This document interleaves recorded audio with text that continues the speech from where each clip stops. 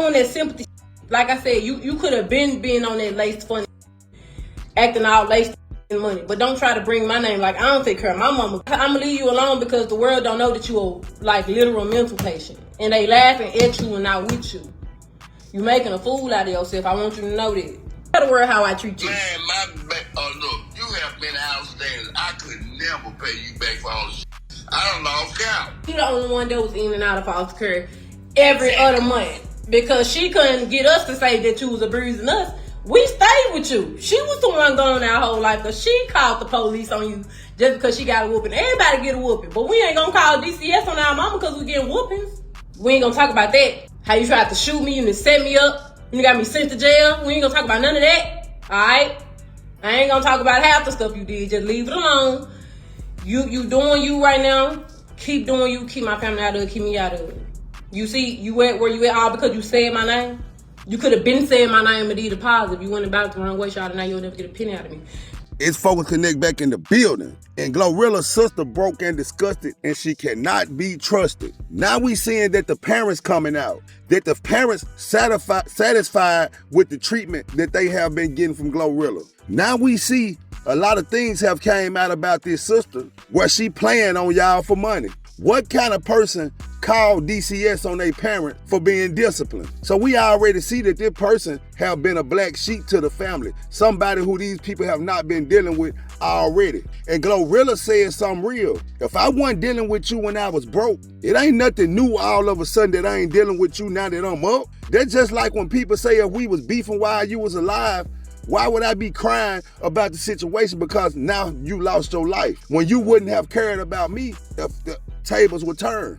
All of these people that's giving this girl bookings, doing these skits with Glorilla, just think about when this 15 minutes of fame over with. If she can't make it last past this point in time, Glorilla still gonna be her sister. That's still gonna be her mama. That's still gonna be her father.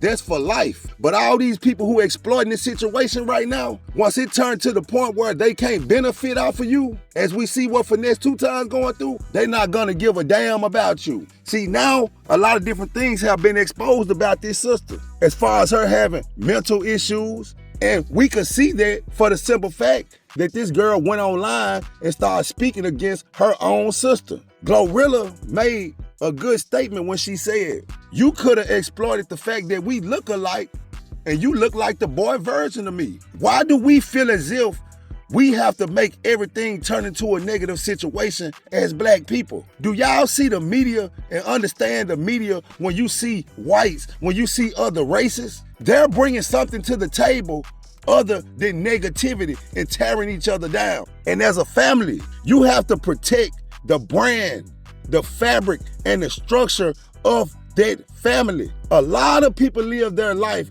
going through the struggle as kids. But what we have to do is stop living on the trauma of our fucking past. We have to look at ourselves as grown adults as what we can do to where we would never have to live like that again and where we would not let our children grow up in those type of environments. I'm tired of the victim mindset of our people. The fact that someone has $1 million and they can live an extravagant lifestyle because they have fame does not mean you cannot live a comfortable life based on you going to work every day and being dedicated to a cause, building on something for your own future.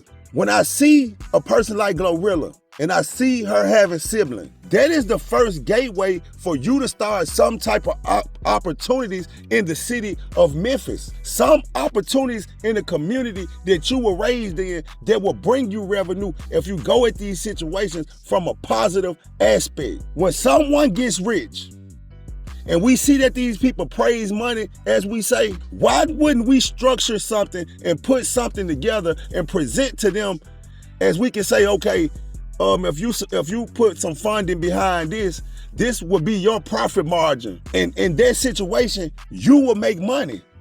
But why won't you present something to them that looks good to them if you feel as if they love money so much, instead of staying on the lowest vibration you can possibly stand on, looking for a handout, and once that money run out, your hand is gonna be right back out again. We have to think about tomorrow. You can give a man a fish, he will eat for one day.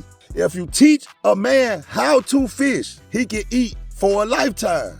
And we are not understanding that if someone around us is successful, present something to them that could possibly bring them more wealth and it could make you more successful. Why don't we think in that mind frame? Why don't we think in the mind frame of the ants, how they work together? And for us to always look at our come up having to be somebody else's downfall is something that we really got to acknowledge in the black community. Mental health is something that we really got to acknowledge in the black community. Because I hate to see families going against each other openly online when it's something you can speak about behind closed doors.